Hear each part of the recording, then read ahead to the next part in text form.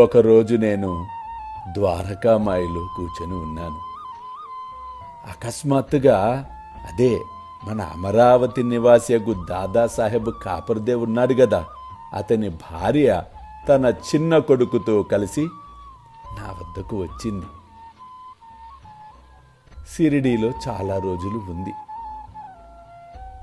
ఒకనాడు ఆ కపర్దే కుమారునికి తీవ్ర జ్వరము కూడా వచ్చింది. అది ప్లేగు జ్వరముగా మారింది. ఆ తల్లి మిక్కిలి భయపడింది. నా వద్దకు వచ్చి, పిచ్చి తల్లి, బాబా నువ్వు నాకు అనుమతిస్తే అమరావతి పోయి నేను వైద్యుడికి నా బిడ్డను చూపించుకుంటాను అని అడిగినప్పుడు నిజంగా చాలా బాధ కలిగింది.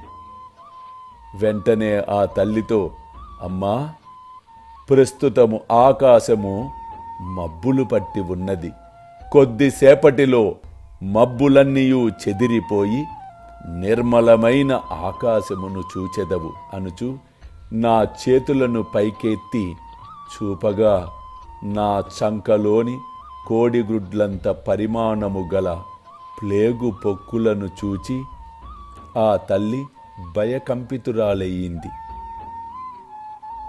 అప్పుడు చెప్పాను, అమ్మా నా భక్తుల కొరకు నేనెట్లు బాధపడదనో చూడుము, వారి కష్టములన్నీయూ నావే, నీ బిడ్డకు త్వరలో రోగము మొత్తము తొలగును, దిగులు చెందకు అని ఆశీర్వదించి పంపాను.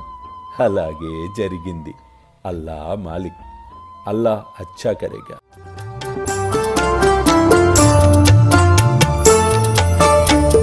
షిరిడిలో వెలసిన సద్గురు సాయిరాం, హాయిగా నిదురించు సాయిరామా, సాయి శ్యామా, సాయిరామా, సాయి శ్యామా. కనుల నిండా నీవేలే, మనసు నిండా నీవేలే.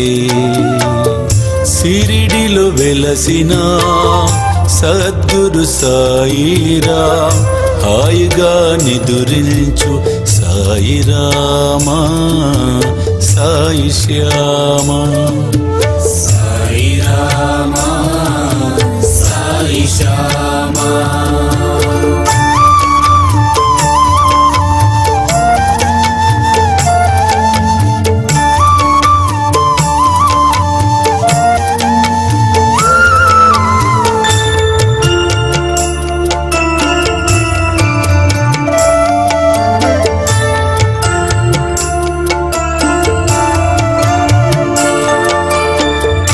ఆపదలు బాపేటి అనాథనాథుడా, సుఖముగా శయనించు సాయిరామా, సాయి శ్యామా, సాయిరామా, సాయి శ్యామా, సాయిరామా,